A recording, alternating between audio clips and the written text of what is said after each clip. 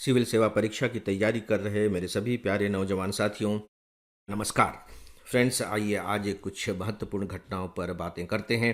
और इसकी शुरुआत मैं कर रहा हूँ एक अच्छी घटना से, और वह घटना ये है कि थैंक्स गॉड कि थाईलैंड और कंबोडिया के बीच संघर्ष विराम हो गया है।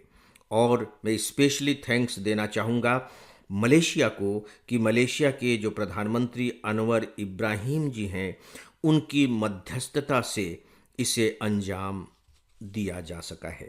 संघर्ष विराम हुआ है, इसका मतलब है कि युद्ध भी हुआ होगा। तो आइए अब थोड़े से युद्ध की स्थिति को देख लेते हैं। युद्ध का कारण क्या था? युद्ध का एक बहुत ही सिंपल सा कारण था। दरअसल थाईलैंड और कंबोडिया के बीच सीमा जो विवाद है, वो खासकर दो प्राचीन शिव मंदिर को लेकर है। और इसमें एक मंदिर है प्रासाद ता मुयेन थाम, और दूसरा मंदिर है प्रासाद प्रेह विहियार। दिमाग में थोड़ा सा रख लीजिएगा, इन मंदिरों के नाम दिमाग में रख लीजिएगा। ये जो दोनों मंदिर हैं, ये लगभग लगभग 150 किलोमीटर की दूरी पर हैं। अब आप देखिए कि इन दो मंदिरों में से किस मंदिर को लेकर के विवाद हुआ है। इसमें जो एक मंदिर है प्रासाद ता मुएन थोम, इसको लेकर के तनाव बढ़ा। हुआ ये कि इस मंदिर में कंबोडिया का एक सैनिक गया और उसने अपना राष्ट्रगान गाया। और जब उसने ऐसा किया, क्योंकि सैनिक ने ऐसा किया, तो इसे थाईलैंड के सैनिकों ने सीमा का उल्लंघन माना, और बस यहां से विवाद शुरू हो गया। फिर कुछ दिनों के बाद ही एक कंबोडियाई सैनिक की मौत एक झड़प में हो गई। और इसके बाद दोनों देशों ने सीमा पर अपनी गश्त बढ़ा दी, और बाद में एक लैंड माइन में एक थाईलैंड का सैनिक चपेट में आ गया। और सीधी सी बात है कि यह जो विवाद है, उसने सैन्य संघर्ष का रूप ले लिया, जो लगभग लगभग 5 दिनों तक चला। दोस्तों, अब हम इसमें थोड़ी सी चीज और ऐड ऑन करना चाहेंगे प्री एग्जामिनेशन की दृष्टि से। इसमें देखिए, जो एक मंदिर है, खासकर प्रासाद प्रेह विहियार, जो देखिए जो विवाद हुआ है, अगर हम लंबे नाम न रखें तो वो थोम को लेकर के हुआ है। केवल आप थोम याद रख लीजिए, विवाद इसको लेकर के हुआ, तात्कालिक विवाद। लेकिन एक और मंदिर है जिसकी चर्चा मैंने शुरू में की, उसका अंतिम शब्द है विहियार। ये कंबोडिया की पहाड़ी पर स्थित है, और अद्वितीय वास्तुकला के कारण इसे यूनेस्को ने विश्व धरोहर स्थल में शामिल किया है। यानी कि प्री एग्जामिनेशन में चूंकि इस तरह के प्रश्न पूछ लिए जाते हैं, और ये एक करेंट घटना के अंतर्गत चर्चित रहा है, इसलिए इस मंदिर के बारे में आपको मालूम होना चाहिए।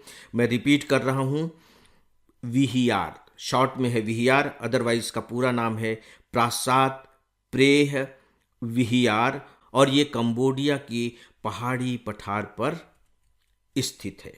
तो दोस्तों, थैंक्स गॉड कि अब दोनों के बीच में संघर्ष विराम हो गया है। फ्रेंड्स, आपके लिए एक उपयोगी सूचना, हमारा फुल ऑनलाइन कोर्स है, जिससे ऑप्शनल सब्जेक्ट को छोड़कर हम प्री मेंस और इंटरव्यू तक की पूरी तैयारी कराते हैं। इसके सभी 1000 घंटे के लेक्चर्स वेल एडिटेड और एनिमेटेड हैं। इसके जो 90% लेक्चर हैं, मैंने तैयार किए हैं, और मैं स्पेशली बताना चाहूँगा कि हमने इसमें पढ़ाया नहीं है, बल्कि समझाया है। आपको इसकी पूरी जानकारी हमारे मोबाइल ऐप और हमारी वेबसाइट पर मिल जाएगी।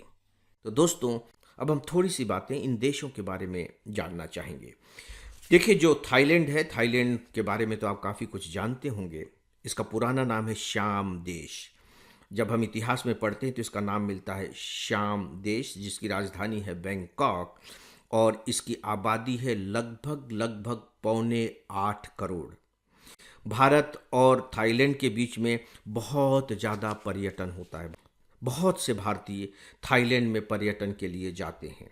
और दूसरी बात कि थाईलैंड और भारत के जो संबंध भी हैं, वो इसलिए बहुत निकट के ऐतिहासिक संबंध हैं क्योंकि थाईलैंड की जो राजधानी बैंकॉक है उससे लगभग लगभग शायद 150 किलोमीटर की दूरी पर एक जगह है, उसे वो कहते हैं अयोध्या। ये माना जाता है कि ये राम की राजधानी रही है अयोध्या, और मुझे चूंकि थाईलैंड जाने का अवसर मिला है तो मैं अयोध्या होकर के भी आया हूँ।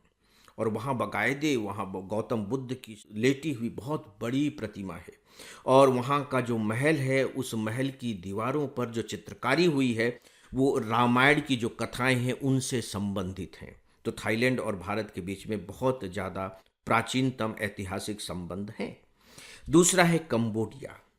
इतिहास में इसे कंपूचिया के नाम से भी जाना जाता है। इसकी जो पॉपुलेशन है वो बहुत थोड़ी सी है, 2.25 करोड़। थाईलैंड की पॉपुलेशन है 8.25 करोड़ और कंबोडिया की पॉपुलेशन है 2.25 करोड़। और यदि इन दोनों के बीच में युद्ध होता है तो शक्तिशाली कौन होगा इसका अनुमान आप लगा सकते हैं। जी हाँ, ये माना जा रहा था कि दोनों में जो थाईलैंड है वो काफ़ी शक्तिशाली राष्ट्र है। जो कंबोडिया है उसमें एक नगर है, स्थान है, आपको मालूम होगा, नाम आपने सुना होगा, अंगकोर वाट। अंगकोर वाट, वहाँ एक बहुत विशाल मंदिर है जो भगवान विष्णु को समर्पित है, और यह जो मंदिर है यूनेस्को के विश्व धरोहर स्थल में शामिल है। और बहुत से भारतीय उस मंदिर के दर्शन करने के लिए जाते हैं। और ये जो अंगोर वाट का मंदिर है ये कंबोडिया के पर्यटन का एक बहुत महत्वपूर्ण केंद्र है। तो दोस्तों, ये थोड़ी सी जानकारियां हैं जो करंट अफेयर्स की दृष्टि से मुझे इम्पॉर्टेंट लगी। दोनों देखिए पड़ोसी देश हैं भारत के, चूंकि दोनों से अच्छे संबंध हैं तो सीधी सी बात है कि भारत दोनों के बीच में संतुलन और शांति बनाए रखने का बहुत ही पक्षधर रहा है।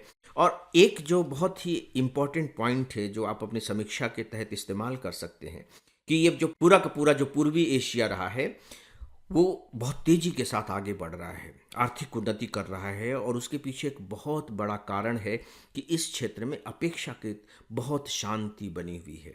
अगर वहाँ इस तरह की अशांति की स्थिति पैदा हो जाए तो ये बहुत चिंता की बात है। और आप बहुत अच्छे से जानते हैं कि पश्चिम एशिया की क्या हालत हो रही है। तो ये बहुत सुखद खबर है कि दोनों देशों के बीच अब शांति की स्थापना हो गई है। दोस्तों, जो दूसरी खबर है वो बहुत ही महत्वपूर्ण और प्यारी खबर है, और वो ये है कि हमारे देश की जो दिव्या देशमुख हैं उन्होंने फीडे महिला विश्व शतरंज चैंपियनशिप जीत ली है। याद रखिएगा, फीडे महिला विश्व शतरंज चैंपियनशिप। मैंने क्यों कहा याद रखिएगा? इसलिए कि बहुत से अखबारों ने फीडे शब्द को गायब कर दिया है और केवल विश्व महिला शतरंज प्रतियोगिता वो लिख रहे हैं। इसमें फीडे नाम होना बहुत ज़रूरी है। विश्व शतरंज जो कप है वो अलग है, और जो फीडे विश्व शतरंज कप है वह अलग है। तो दिव्या देशमुख ने जो प्रतियोगिता जीती है वह है फीडे महिला विश्व कप प्रतियोगिता। और सबसे महत्वपूर्ण बात एक ये भी है कि ये जो प्रतियोगिता है वे 2 भारतीय खिलाड़ियों के बीच ही हुई है। ये कम महत्वपूर्ण बात नहीं है कि जो दोनों खिलाड़ी हैं फाइनल में वे दोनों भारतीय हैं। दोस्तों, ये जो प्रतियोगिता हुई थी यह हुई थी जॉर्जिया के बाटूमी में। जॉर्जिया के बाटूमी में। देखिए, ये बातें मैं आपको इसलिए बता रहा हूँ क्योंकि कभी कभी मैंने देखा है कि प्री एग्जामिनेशन में अब इस तरह के तथ्य भी पूछे जाने लगे हैं, इसलिए बहुत ज़रूरी हो जाता है कि आप इनके बारे में भी जानें। तो दोस्तों, ये थे आज के 2 महत्वपूर्ण खबरों के बारे में कुछ जानकारियाँ, और इसी के साथ ही आज के इस डेली ऑडियो लेक्चर को समाप्त करता हूँ। नमस्कार।